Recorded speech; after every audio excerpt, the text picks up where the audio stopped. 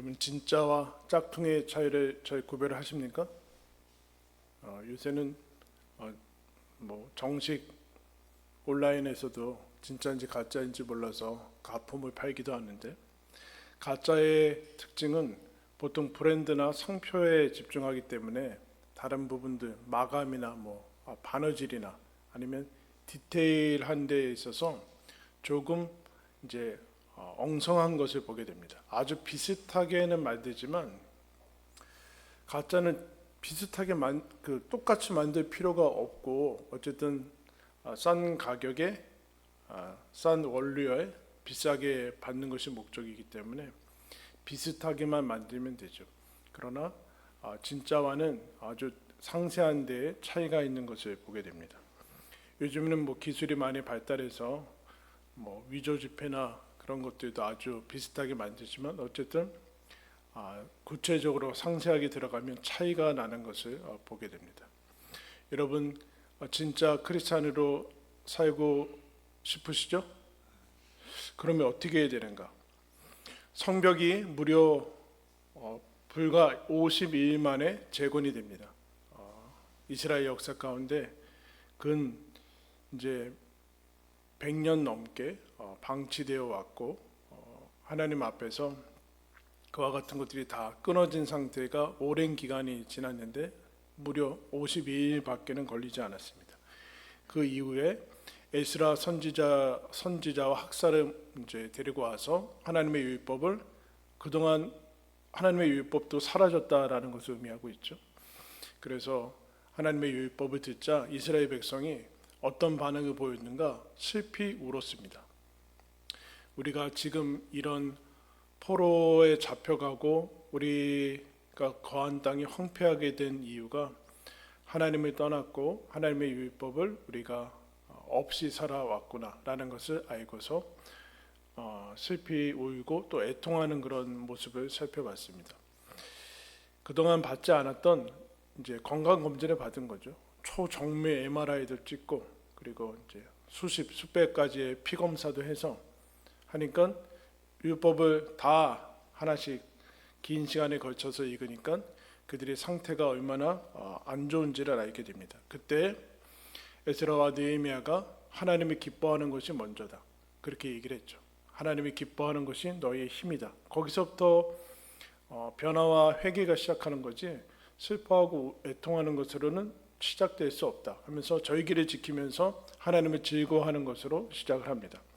그 이후에 다시 이스라엘 백성은 금식하고 하나님의 말씀을 듣고 통회하고, 지난주에 살펴봤듯이 자백하고 고백하면서 그들의 죄악된 삶을 이제 하나님 앞에서 새롭게 세워나가는 일을 이제 하게 됩니다.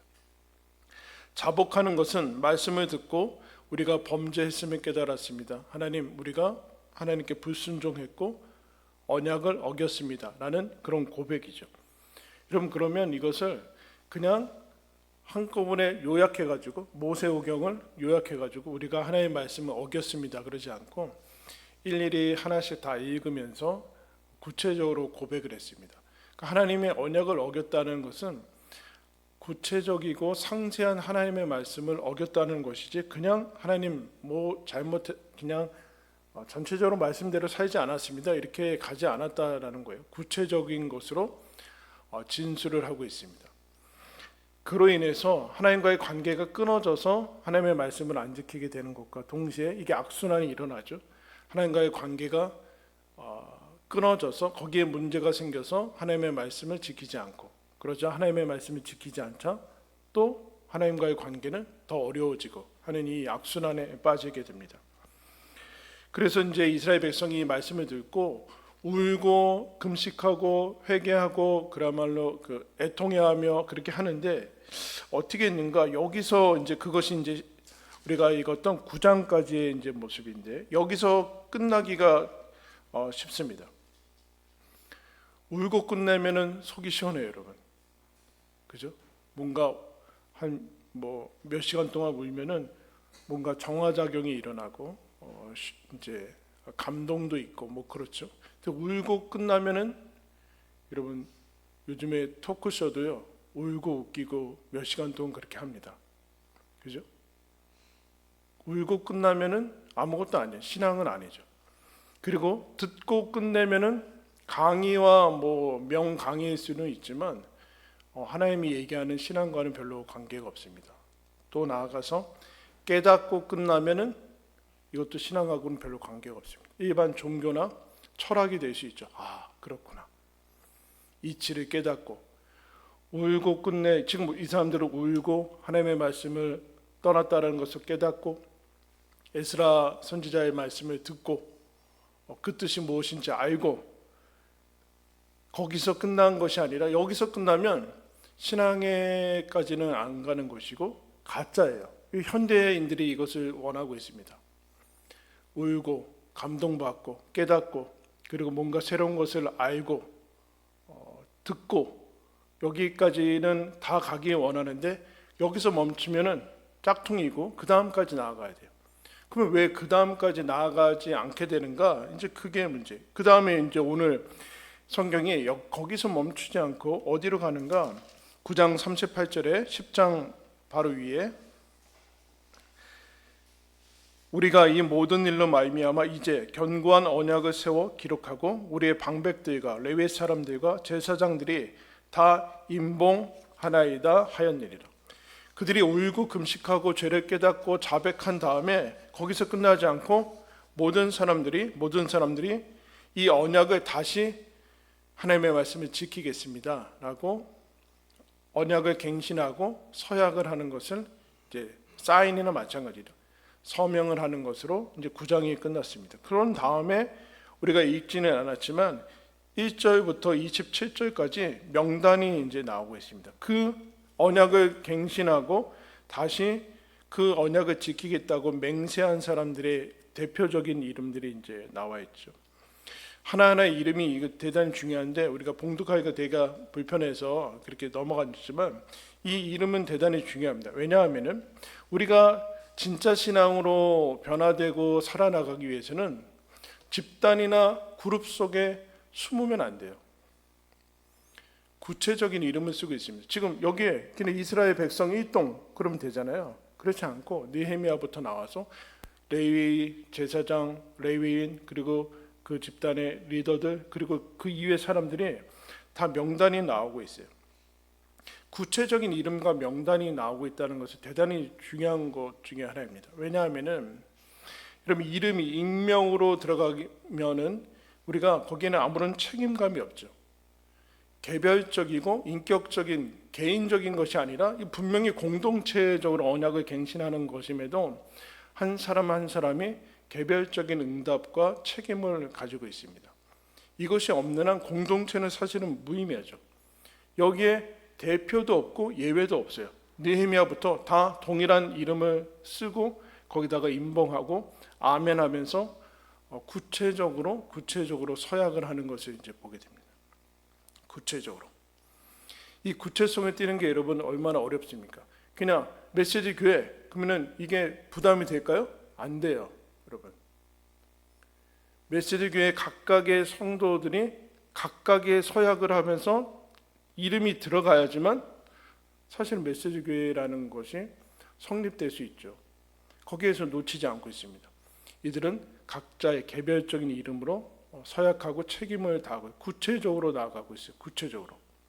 그 다음에 이것이 정말로 이 사람들이 정말로 회개를 하고 하나님께 다시 언약을 지키겠다는 마음이 있는가? 그럼 자기가 내가 헌신을 해야 되는데 그 다음에 28절 말씀 보시면 명단이 구체적으로 나온 다음에 28절에 이렇게 정리합니다. 그 남은 백성과 제사장들과 레위 사람들과 문지기들과 노래하는 자들과 느디님 사람들과 및 이방 사람과 절교하고 하나님의 율법을 준행하는 모든 자와 그들의 아내와 그들의 자녀들 곧 지식과 총명이 있는 자들은 다 그들의 형제 귀족들을 따라 저주로 맹세하기를 우리가 우리 하나님의 종 모세를 통하여 주신 하나님의 율법을 따라 우리 주 여호와의 모든 계명과 규례와 율법을 지켜 행하겠습니다. 그렇게 이제 서약을 하죠.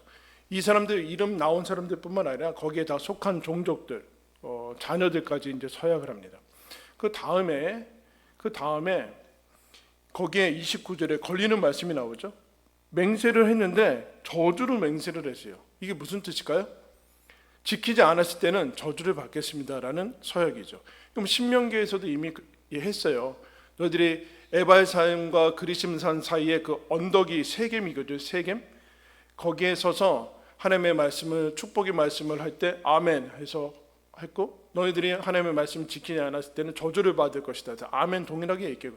사실 똑같은 말씀이죠. 그런데 진짜 마음이 있는지 없는지를 알기 위해서는 어떻게 될까요? 위약 약속을 지키지 않았을 때 이 조항에 대해서도 예스할 수 있느냐의 문제죠. 그렇지 않으면 사실은 마음이 사실은 진짜인지 알 수 없잖아요. 거짓인지 그걸 어떻게 알 수 있습니까? 그런데 내가 이것을 지키지 않았을 때는 저주를 받아도 좋습니다 라는 이 위약시 조항에 서약을 합니다. 그런데 여러분, 왜 이런 것들이 일어나지 않죠? 왜 우리는 울고서 회개했다고 생각하고 하나님의 말씀 잘 듣고 감동받아서 거기서 끝내고, 그리고 각자가 이 말씀에 구체적으로 내가 개인적으로 똑같이 전체나 단체나 그 상관없이 단체의 헌신도는 결국 개인의 헌신도와 똑같은 건데 이거 왜 구별될까요? 부담이 되니까 그렇습니다. 그러나 여러분, 부담이 안 되는 것은 다 가짜입니다. 여러분, 우리의 삶에 있어서 가장 많은 영향을 끼쳤던 학교, 직장, 그리고 지금 가정, 자녀를 키우고 부부로 살아가는 거, 거기에 부담이 없는 게 어디 있습니까? 부담이 없는 거는 다 취미나 이런 거죠, 여러분. 자기 직업 이런 거는 부담이 없을 수가 없어요. 프로로 들어간다, 거긴 부담이 없는 건 아니죠. 그러나 다 취미나 여가생활, 거기에 여러분 부담이 있으면 안 되죠. 그 부담을 더는 것이 있는데 부담이 없다. 근데 여기 하나님과의 관계 속에서도 모든 부담은 다 쳐내는 그런 쪽으로 간다. 사실은 믿음하고는 별로 관계가 없어요. 근데 이게 하나의 흐름이라는 것은 알고는 있어야 돼요, 여러분. 근데 여기는 강조하는 것을 넘어서 저주로 하는 것을 맹세하고 있습니다. 이런 얘기죠. 우리가 가진 신앙들, 그런 책임들은 안 지켜도 본전이야, 안 지켜도 본전인데 하면 좋은 거지. 그건 아니라는 얘기예요, 여러분. 그건 아니라는 얘기예요. 오늘날 그런 게 팽배하죠. 야, 그거 하면 좋은 거지만 안 해도 상관없어. 안 해도 본전이지, 별로 괜찮아. 그거 아니라 안 하면 어떻게 된다는 거예요? 하면 복인데 안 하면 저주가 임한다. 그걸 어떻게 알 수 있습니까? 지금 이 사람들은 저주를 받은 상태를 알고 있어요. 지금 그거 하나님 말씀 꼭 그렇게 잘 지켜야 되냐, 우리가 하나님과의 관계를 그렇게 잘 유지를 해야 되냐라는 그것이 오늘날 삶이 망가진 것을 이 사람들은 경험을 했습니다. 그러므로 이 마음에, 이 서약에 진심이 담겨져 있어요. 그렇지 않은 사람들이나 그건 안 지켜도 괜찮아, 대충 살아도 돼, 야, 다 크리스찬이야, 그러고 있는 거지. 사실은 그것을 경험하지 않고 바닥을 친 사람들은 그렇게 얘기하지 않습니다. 하나님 없이 살아가는 그 고통을 아는 사람들. 그래서 여러분, 기독교 세대가, 기독교가 들어간 다음에 3대, 2대, 3대, 4대 이렇게 넘어가면 대단히 무기력해져요. 왜 그럴까요? 기독교 없는 삶을 경험을 하지 못해서 그래요. 3, 4대는. 근데 1세대, 2세대는 경험을 해봤거든요. 그것이 어떤 것인지. 그래서 어떻게든 신앙에 키우고 이렇게 했는데 3, 4대는, 근데 이게 왜 이런 것이냐면은, 우리가 1세대건 여러분들이 신앙이 좋건 아니건 간에 죽음과 함께 다 사라지거든요. 유전이 되지 않아요. 그러니까 한 세대마다 거듭나야 되거든요. 한 세대마다 30년, 40년마다 한 세대마다 거듭나야 되는데, 우리가 가진 것은 다 죽음과 함께 없어지죠. 그러면 다시 그 다음 세대는 다시 시작을 해야 돼요. 신앙은 누구나 다 거듭나서 초보자부터 시작해야 되는데, 엄마 아빠가 가졌던 그 신앙은 자기 거라 생각하고 있어요. 이미 틀은 있어요. 예배당도 있고 성경도 있고 무슨 어떤 제도들은 다 있어요. 근데 본인들이 읽은 것도 아니고 본인들이 신앙도 아니에요. 본인들의 신앙은 이제 초보자인데 그거를 껍데기만 가지고 이 내용을 갖추지 못하니까 이 기독교에 대해서 오해하고 있죠. 기독교를 알지도 못하고 신앙을 뭔지도 모르는데 그냥 강요와 압박으로만 전해진 거예요. 그럼 어떻게 될까요? 바다까지 가봐야죠. 이제 별로 방법이 없어요, 사실은. 바닥 치고 다시 하나님이 은혜 주셔서 부흥케 되고 뭐 그런 일들이 지금 이 사람들이 경험하는 거예요. 우리가 9장에서 살펴봤잖아요. 계속 반복해요. 타락했다 또 오고 타락했다. 사사기의 역사는 이스라엘 맨 끝에까지 갑니다. 그 얘기는 뭐냐면은 이스라엘 신앙이 이게 유전이 되지 않는다는 얘기예요. 유전이 되지 않으니까 각각으로 가야 된다. 즉 너희들은 이것이 안 지키는 것이 아니라 안 지키면 본전이 아니라 진정성을 가지고 여기 이 예수 그리스도를 안 믿으면 엄청난 일이 이건 하나님이 주시는 것이 아니라 스스로 끊어져 나가는 것이기 때문에 진정한 마음으로 가져야 된다. 그 얘기를 하고 있어요. 그래서 이 사람들이 자백하죠. 하나님 우리가 하나님의 말씀을 어겼습니다. 뭘 자백합니까? 뭘 지키고 뭘 안 지켰다는 얘기인가? 두루뭉술하게 그냥 안 지켰습니다. 하나님 저는 신앙생활 제대로 잘 못합니다. 그렇게 넘어가서는 하등의 변화가 나타나지 않고 뭘 분명히 지켰고 뭘 안 지켰고 이것에서 우리가 범했고라는 것으로 간다. 왜냐하면 삶이 구체적이기 때문에 그렇습니다. 삶은 여러분 두루뭉실하잖아요. 여러분 오늘 몇 시에 일어났어요? 기억하지 못해도 여러분은 9시, 8시에서 9시 사이에 일어나지 않아요. 몇 시에 일어나잖아요. 그래서 뭘 하고 뭘 하지 않았고 무슨 음식을 먹었고 다 구체적인 거거든요. 다 기록될 수 있고 그런데 이 신앙생활만 들어오면 대단히 두루뭉실해집니다. 두리뭉실이 아니더라고요. 국어사전 보니까 두루뭉술이에요. 두루뭉술. 언제 봤겠지 이거? 두리뭉실. 그래서 말씀은 구체적이에요. 말씀이 이렇게 두꺼울 필요가 있을까? 삶이 구체적이고 실제이기 때문에 말씀은 삶을 제공하는 것이기 때문에 구체적입니다. 이거는 우리를 억압하거나 통제하는 것이 아니라 우리에게 길을 제시한다라는 사람이 떡으로만 살지 않습니다. 하나님의 말씀으로 삽니다. 하나님의 말씀으로 이 땅의 모든 것들을 창조해 내셨기 때문에 그렇습니다. 그런데 지금의 상황은 이스라엘의 상황은 황폐되었고 아무것도 폐허가 되어 있는 상황이죠. 그래서 이들의 맹세는 여러분 두루뭉실하면 안 되고 구체적이어야만 됩니다. 일단 잘못했다 그래라. 그런 식으로 무마해서는 안 된다는. 하나님 잘 모르겠는데 일주일간 별로 하나님 뜻대로 산 것 같지는 않습니다. 이렇게 해서는 아무것도 아니에요. 이건 가짜지 실제로 애통해 하는 것도 아니고 진정성이 있는 것도 아니고 너 하나님 말씀 안 지키면은 내가 저주를 받아도 좋습니다라는 그런 진정성 있는 마음이 있느냐라는. 이 사람들이 자기 이름을 걸고 그리고 하나님의 말씀에 구체적으로 자기의 진심을 드린 다음에 어떻게 하는가? 무엇을 지키고 나가는가? 가장 중요한 부분들을 할 수 있는 부분부터 실마리를 풀어갑니다. 모세오경 전체를 하나씩 다 순서대로 지켜나가지 않고 어떤 것부터 할 수 있을까라고 하면서 오늘 우리가 읽은 말씀에 3가지 정도를 이들이 먼저 서약을 하고 지켜나갑니다. 첫 번째 30절 말씀 보시면 우리의 딸들을 이 땅 백성에게 주지 아니하고 우리의 아들들을 위하여 그들의 딸들을 데려오지 않겠습니다. 에스라, 느헤미야서에서 공통적으로 중요하게 나오는 부분은 뭐냐면 너희들이 삶을 세워나가는데 이방 사람들과의 결혼을 이제 하지 말아라. 심지어 결혼했음에도 돌려보내고 이제 원래의 삶으로 돌아가라. 그런 권면도 하는 것을 봅니다. 이런 얘기죠. 가장 이 모든 영적인 실력과 그 모든 것이 집중된 게 결혼인데 자기의 가치관과 그 모든 것들이 결혼인데 이 결혼에서 선택과 순종을 비켜나가면 다른 모든 것들이 어려워져. 왜냐하면 결혼은 단순한 경제적인 이제 결합이 아니라 모든 것들이 다 결합되어지는 부분이니까 하나님이 금하신 이유는 결혼하게 되면 이방 사람들의 우상, 이방 신들, 이방 문화 그 모든 것들이 다 합쳐져서 너희들은 정체성을 잃게 된다. 그러니까 그렇게 하지 말아라 라고 하는 것인데 결혼을 먼저 이방 결혼을 하지 않겠습니다 라고 먼저 서약하는 것을 봅니다. 여러분 이스라엘이 얼마나 당황했을까요? 노아 시대부터 하나님의 사람들이 세상 사람들이 보면서 다 좋아하고 그렇게 되는데 선택지가 확 줄어드는 거 아니에요. 무슨 생각이 들겠어요? 내가 좋아하고 내가 마음에 드는 사람들을 싹 빼버리고 선택지가 한 10개는 됐는데 한두 개밖에 안 되는 거 아니에요. 어렵죠.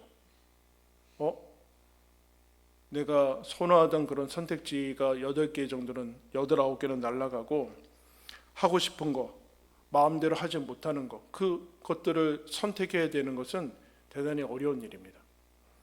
그런데 하나님께서 원래 너희들의 선택지에는 그것이 없었다라는 얘기죠. 지금 암몬 사람, 모압 사람, 이 사람들이 지금 주변에 살고 거기에서 포로로 온 사람, 이방 사람들 온 사람 다 섞여서 사는데 너희들이 이스라엘의 정체성을 지키라. 지금 그대로 와서 누구와는 결혼하지 말라 그 얘기를 하는 것이 아니에요. 이 당시에 이스라엘 백성이 자기들의 정체성을 잃게 된 첫 번째 원인은 이방 사람들과의 결혼과 그래서 모든 것이 혼합되어지는 하나님을 잃어버리는 그런 것에 대해서 첫 번째 그렇게 하지 않겠습니다. 대단히 중요한 결정이죠. 자기의 선택지를 확 줄여버리겠다는. 그 다음에 뭐 이들이 서약하는가? 31절에 혹시 이 땅 백성이 안식일에 물품이나 온 것 곡물에 가져다가 팔려고 할지라도 우리가 안식일이나 성일에는 그들에게서 사지 않겠고 일곱째 해마다 땅을 쉬게 하고 모든 빚을 탕감하리라 하였고 안식일과 안식년을 지키겠습니다. 이런 얘기예요. 이스라엘이 예수님 시대에서도 예수님하고 부딪혔던 게 안식일인데 안식일을 지켜나가는 게 이스라엘의 가장 중요한 정체성이었어요. 그런데 세상의 이스라엘의 아닌 세상의 그 방식은 어떤 문화인가? 탐욕의 문화죠. 즉 탐욕의 문화는 24시간 365일 돌아야 돼요. 왜냐하면 자기 스스로 자기 인생에 책임져야 되기 때문에. 탐욕과 계속해서 돌아가는 이 문화의 반대의 문화는 안식의 문화예요. 멈춰야 되고 우리는 우리가 스스로 살지 않고 하나님에 의해서 살아갑니다. 결국에는 우리가 스스로 살아가려고 하는 우리 인생은 우리 스스로 개척해 나가려고 하는 것이 탐욕과 교만의 문화인데 그것이 애굽의 문화고 그것이 지금 세상의 문화예요. 거기에 저항하고 거기에 하나님의 살아계심을 선포하는 것이 안식일의 모습이죠. 그래서 이 사람들은 안식일을 하고 쉬고 쉬지 않는 그 문화에서 쉬고 이 사람들이 물건 팔고 그럴 때 우리는 사지 않겠습니다 라는 하나님 나라의 백성의 정체성을 하나님 지켜나가는 모습이죠. 그게 옳다 어디까지 이게 하도 지나쳐가지고 뭘 해도 안 되고 무슨 주머니에 얼마 가지고 있으면 안 되고까지 계속 가는데 그걸 넘어서서 하나님 나라의 그들과 구별되는 모습이 어디 있냐라는 것인데 대표적으로 지금 안식일을 얘기를 하고 있습니다. 그리고 안식년은 땅을 쉬게 합니다. 경작을 금해요. 여러분 그러면 한 해 소출이 없어지는 거죠. 엄청난 거죠. 일주일에 한 번도 벌써 7분의 1 날아갔는데 또 7분의 1 날아가면 7분의 2 없는 거고 또 3년마다 하여튼 희년도 있고 50년 계속 그 다음에 더 어떻게 하는가? 빚을 탕감해 주래요. 또 다시 원 상태로 리셋하래요. 이것을 하겠습니다라고 고백을 하고 있어요. 그동안 하지 않았다라는 얘기죠. 결혼 그리고 안식일 안식년 그리고 선택과 자기가 가지고 있던 그 모든 것들에서 갑자기 선택지가 줄어들 뿐만 아니라 부담이 되고 하는 이들이 닥쳐오고 있습니다. 거기에 대해서 이들이 서약하고 있습니다. 그 다음에 길게 32절부터 보겠습니다. 뭘 세워나가는가? 32절에 성전 3개를 내서 성전을 유지하겠습니다. 33절에 진설병 그리고 각 제사에 드리는 제물과 성물 절기에 쓴 성물을 드리겠습니다. 33절입니다. 34절에 여러분 제물을 제사 양이나 이런 거 태우려면 밑에 제단에서 나무 떼어야 될 거 아니야 불로. 그때 나무를 제비 뽑아서 순서를 정해서 그 나무를 갖다 놓겠습니다. 이게 제사에 대한 부분이죠. 제사에 쓸 제물들, 그리고 성전을 유지하게 되는 그런 일들, 그리고 나무 제단에 갖다 놔서 제단에 쓸 수 있게끔 하겠습니다. 35절에는 소산, 토지 소산의 만물, 첫 열매를 드리겠고, 36절 우리의 마다들과 처음 난 것들이 하나님의 것이므로 하나님께 드리고, 계속해서 처음 난 것과 37절 후반절에는 우리 산물의 11조를 드리겠고, 38절에도 11조를 드려서 레위 사람들과 제사장에게 줄 것이며, 39절에 레위 사람들은 그것을 받아서 자기 11조의 10분의 1을 성전에 채우고, 마지막 절에는 그래서 우리가 우리 하나님의 전을 버려두지 않겠습니다. 그렇게 얘기하고 있어요. 뭐 어디에 집중하냐면은 결혼, 그리고 안식일, 안식년, 그리고 성전과 성전을 섬기는 사람들의 이 세 가지로 딱 추렸어요.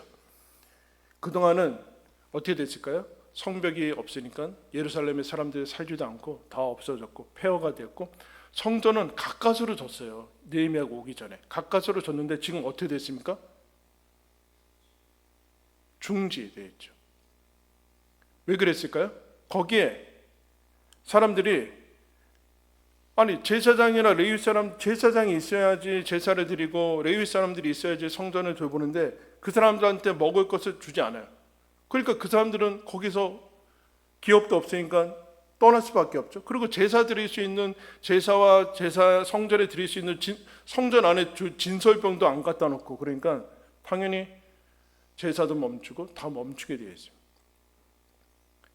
왜 이렇게 됐을까요? 본인의 일이라고 생각을 하고 있지 않은 거죠. 그건 레위인 니네들이 알아서 하는 거지. 그래서 레위인들이나 다 그 거처를 다 떠나게 됩니다. 굶어 죽을 수는 없잖아요. 다 떠나게 돼요. 이게 왜 그러는가? 이스라엘 백성이 그건 레위인 너희들이 알아서 할 일이지 라는 얘기는 율법에 대해서 오해하고 있는 건데, 민수기에서 그래서 오늘 첫 열매들이 계속 나오는데 첫 열매는 다 하나님의 것이다. 그러면서 민수기 3장에 하나님이 이런 얘기를 했습니다. 여호와께서 모세에게 말씀하여 이르시되 보라, 내가 이스라엘 자손 중에서 레위인을 택하여 이스라엘 자손 중에 태를 열어 태어난 모든 마지를 대신하게 하였은즉 레위인은 내 것이라. 처음 태어난 자는 다 내 것임은 내가 애굽 땅에서 그 처음 태어난 자를 다 죽이던 날에 이스라엘의 처음 태어난 자는 사람이나 짐승을 다 거룩하게 구별하였으니 그들은 내 것이 될 것임이라. 나는 여호와니라. 여러분, 이스라엘 출애굽할 때 마지막 재앙이 뭡니까? 모든 처음 난 것이 죽는 거였어요. 근데 하나님께서 그 문설주에 어린 양 바르고 해서 유월절을 통해서 그들은 다 살죠. 애굽의 사람들은 다 죽었고 애굽의 처음 난 가축들도 다 죽었는데, 그것을 얘기를 하는 거예요. 너희들 그때 너희들도 죽었어야 됐다. 그런데 살려둔 이유는 모든 것이 내 것이라는 표시다. 처음 것이 내 것이니까 나머지도 다 내 것이라는 표시인데, 처음 것은 다 하나님께 돌려라, 하나님께 드려라 라는 그 표시로 원래 모든 지파, 뭐 이스라엘의 12지파 모든 장자와 그 모든 것은 다 하나님께 드려서 성전에 봉사하게 하고 해야 되는데, 그것을 하나님께서는 편의상 레위라는 한 지파 전체를 택해서 너희들 모든 장자를 이 레위인을 대신해서 레위 지파가 집중해서 이 성전과 제사장의 일을 할 것이다. 무슨 얘기예요? 너희들의 일이다. 이거는 레위인과 제사장의 일은 너희의 일인데 너희들의 마다들을 다 나한테 줘서 다 봉사하게 해야 되는데, 그걸 하지 않고 레위를 구별해서 레위 지파가 하는 것이다. 레위 지파는 기업이 없다. 그건 너희들이 레위 지파를 기업을 줘서 이 일을 하게 되다. 이것은 너희들의 일이고, 레위인 역시 이것을 하면서 너희들은 기업이 없어서 농사나 이런 것을 하지 않지만 이 사람들이 하는 일을, 하지 못하는 일을 하면서 각각을 채워야 된다. 그런 얘기를 하는 거죠. 그러자 이스라엘이 타락하자 어떻게 됩니까? 하나님께 드리는 것이 아까워지죠. 레위인들이 그들이 가져야 되는 기업들을 받지 못합니다. 다 떠나죠. 제사장들도 떠나게 되죠. 그러자 성전과 제사들은 없어지고 하나님의 백성들은 그것을 사라지게 됩니다. 그것이 좋은 줄 알았겠죠. 그래서 이렇게 선언, 우리가 하나님의 전을 버려두지 않겠습니다. 이렇게 얘기를 합니다. 그러면 여러분, 왜 이 사람들이 구체적인 이런 순종들, 이 구체적인 거, 구체적인 순종들을 미뤘을까요? 왜 울고 끝내는 게 더 쉬웠을까요? 울고 끝내고 듣고 끝내고 편안하게 여러분 깨닫고 그렇구나 감동받고 끝냈을까요? 못 따라했습니다. 대가가 따르기 때문에. 대가가 따라지잖아요. 대가는 구체적이에요. 안식년 안식일 시간을 드려야 돼요. 더 나아가서 첫 열매 첫 소산 무슨 진설병 11조 뭐가 들어가요? 자기 소유가 들어갑니다.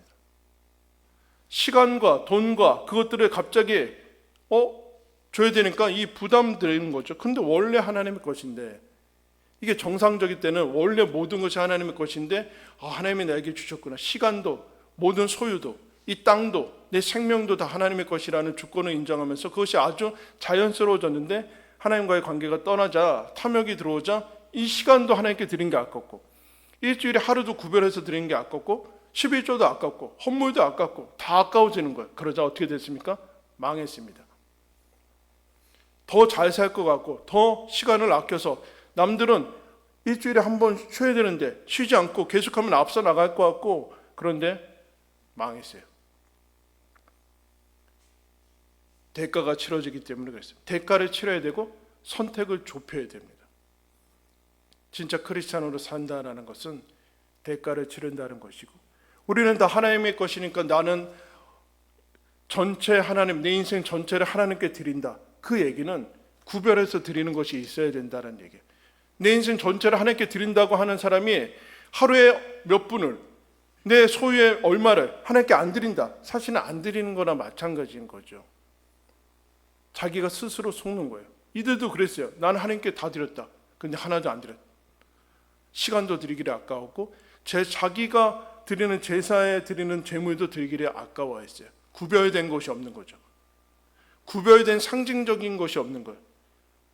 상징적인 것이 있어야지 이것이 하나님께 다 드리는 겁니다라는 것으로 가지 않는다라는 첫 열매, 헌물, 11조, 내 자녀 이 모든 것이 다 내 것이라는 착각 속에 빠질 때 가짜 신앙인들이 나오게 됩니다.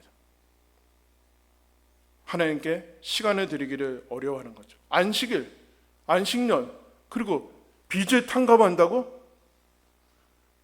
어려운 일이죠. 그런데 그러면 망합니다. 이 대가가 손해고 구체적으로 마이너스라고 생각되는 사람은 여러분 실질적으로 구체적으로 하나님 앞에 헌신하지 못합니다. 머뭇거리게 되겠죠. 우리가 갑자기 11조를 드리고 7분의 1을 또 쉬어야 되고 장사 못하고 이게 얼마나 어렵게 돼요. 그래서 우리는 이 구체적인 그 실행과 결단을 하지 못하게 된다. 그런데 여러분 이 사람들도 그렇게 살았는데 왜 갑자기 성벽 하나 졌다고 왜 이 서약을 하게 될까요? 그렇게 살아온 결과 폐허가 되고 비참한 삶을 경험하기 때문에 그렇습니다. 비참한 삶을 경험했어요. 여러분 누가복음 19장에 보면 삭개오라는 사람이었죠. 세리장이에요. 세리짱. 얼마나 잘 살았을까요, 여러분? 근데 이 사람의 영혼의 만족함이 없어요. 예수님 보려고 뽕나무 나무 거 올라가가지고 이렇게 보는데 예수님이 놀라운 얘기를 하죠. 나 너희 집에 오늘 가겠다. 그냥 얼굴 한번 보려고 갔는데 너희 집에 가서 함께 거하겠다 하니까 이 사람이 내려와서 너무 기뻐서 뭐라고 얘기합니까? 주님, 제 소유의 절반을 가난한 자들에게 주겠으며 제가 속여 빼앗은 일이 있으면 4배나 갚겠습니다 라는 고백을 자기가 하고 있어요. 무슨 얘기일까요? 이런 거죠. 하나님 나라를 발견해서 밭에 감추인 보화를 발견한 다음에 자기 소유를 다 가지고 가서 그 밭을 산 사람, 좋은 진주 하나를 발견해서 자기 소유를 다 팔아가지고 진주 하나를 산 사람이 하나님 나라를 만난 사람들이 다 이 삭개오가 구체적으로 얘기를 하고 있어요. 구체적으로 하나님 나는 모든 것을 버리겠습니다. 그러고 나서 뭐 입으로 고백하고 그러지 않고 실제로 그렇게 했다는 실제로 구체적으로 하나님 앞에 들었다는 그렇다.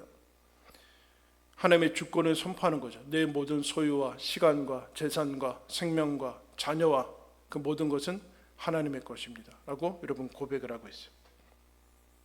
여러분 신약에 이것이 무슨 하나하나 구체적으로 이것저것 다 율법적으로 해서 그러라는 것이 아니라 믿음은 삶을 제공한다는 것이죠. 믿음은 삶을 제공한다. 그것은 구체적이어야 된다. 그래서 신약의 모든 서신서는 절반은 우리가 믿는 내용에 대해서 얘기하고 있고 절반은 우리가 어떻게 살아야 되는가에 대해서 얘기를 합니다. 어떻게 살아야 되는지가 없는 것은 가짜예요. 가짜. 아무리 위대한 하나님을 믿고 사도신경을 고백하고 예수 그리스도가 나를 위해서 죽으셨다라고 아무리 고백해도 그 절반이 없는 것은 짝퉁인 거예요. 구체적인 실행과 구체적인 서약과 구체적인 순종이 있어야 돼.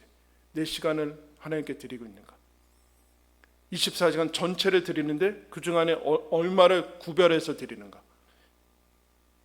내 삶의 모든 것들을 하나님께 맡기고 있는가? 구체적이고 실제적으로 돼야 된다. 그러므로 여러분 진짜는 구체적입니다. 진짜 크리스찬으로 살아가시기를 축원합니다. 기도하겠습니다.